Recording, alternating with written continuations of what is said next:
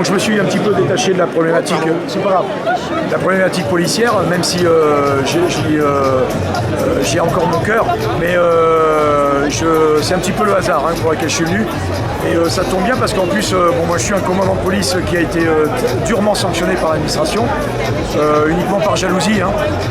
Je n'ai commis aucune faute professionnelle, ni hiérarchique, ni administrative de quelque sorte que ce soit.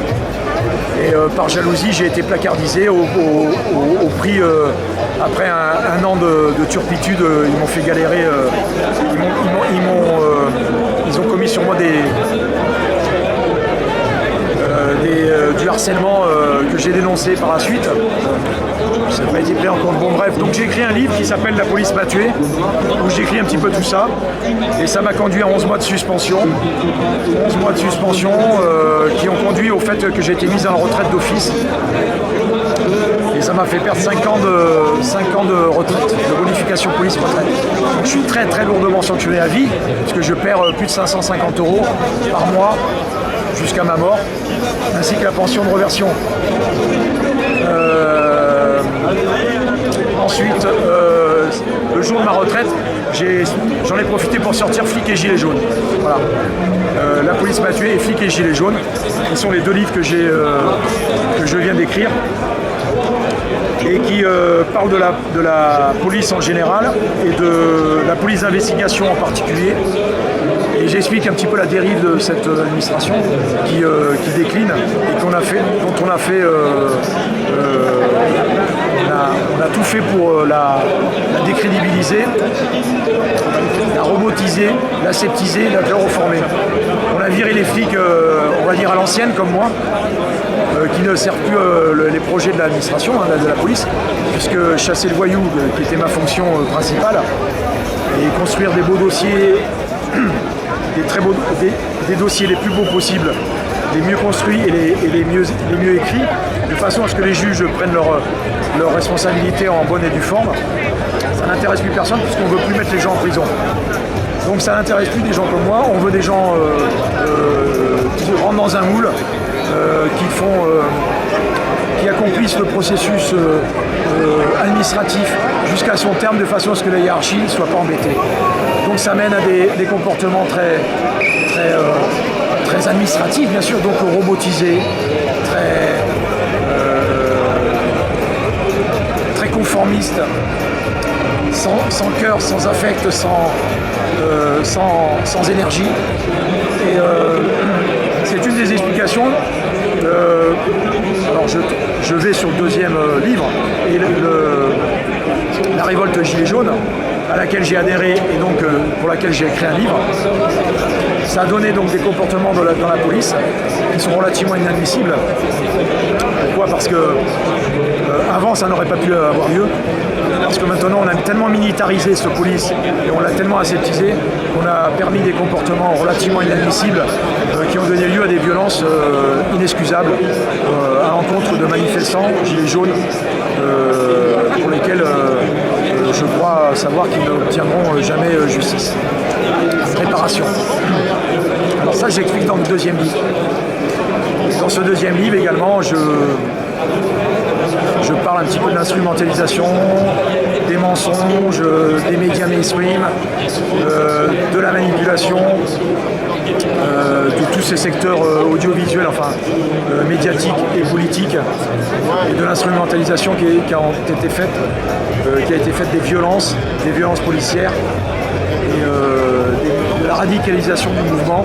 Tout ça j'explique de mon œil de policier de 35 ans de police qui a dirigé des brigades et qui a eu affaire à un certain nombre de phénomènes de violence durant sa carrière, de gestion de dossiers judiciaires dans ce domaine. Dans mes deux livres, j'explique que le management est complètement féodal. On est revenu au temps ancien où on produit des notes de service pour se couvrir.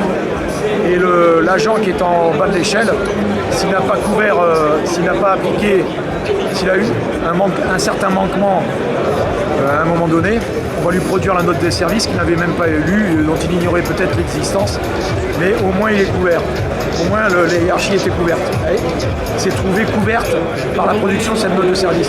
Donc ça, cette espèce de transmission de l'information et tout, elle est devenue tellement robotive et roborative et instaurée dans les mœurs qu'elle enlève tout crédit et toute marge de manœuvre à la police. Parce qu'elle fragilise le fonctionnaire qui est sur le terrain, qui a affaire à tout un tas de situations à laquelle des fois il n'a pas beaucoup de marge de manœuvre. Et on ne manquera pas de lui reprocher tel ou tel acte par la production de telle note de service ou de telle réglementation ou de telle loi ou de tel règlement. Bon, bref. Donc oui, il y a l'absence de direction des ressources humaines qui laisse le fonctionnaire seul au sein noyé dans cette administration et qui est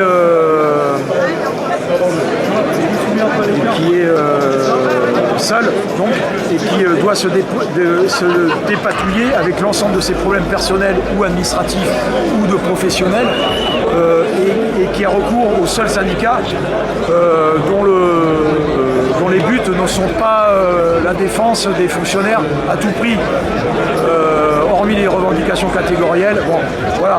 Donc la direction des ressources humaines, qui est totalement absente de cette administration, cette DRH, avec des processus modernes. Il existe des méthodes de management des fonctionnaires qui ont fait leur preuve et qu'on ne veut pas éprouver actuellement dans cette administration. Parce que ça gênerait le pouvoir des commissaires, de la hiérarchie, ça gênerait le pouvoir des syndicats. Vous vous rendez compte que s'il y avait un service auquel vous pourriez vous faire appel pour, je sais pas moi, partir en stage, gérer votre carrière, demander des conseils pour une mutation, pour un avancement, où aller, quand, comment, pourquoi, avoir un profil de carrière, de multiples interrogations et ainsi que des problèmes personnels, financiers, de relationnels, de harcèlement. Bon, voilà, on ne veut pas. Alors, pour la petite histoire, et puis je vais en terminer là, dans la police m'a tué, celle qui cautionne cette espèce de harcèlement dont j'ai été victime, bêtement et d'une veulerie et d'une incompétence rare. Celle qui cautionne s'appelle, que je prénomme Madalton dans le livre, va curieusement, logiquement, quitter Bordeaux pour devenir la directrice de l'IGPN à Paris. Et je ne le savais pas quand j'écrivais le bouquin. Et j'en parle dans le deuxième livre, Flics et Gilets jaunes. Et la boucle est bouclée, ça ne m'étonne pas. Elle gère les dossiers comme elle a géré mon problème, en protégeant la caste.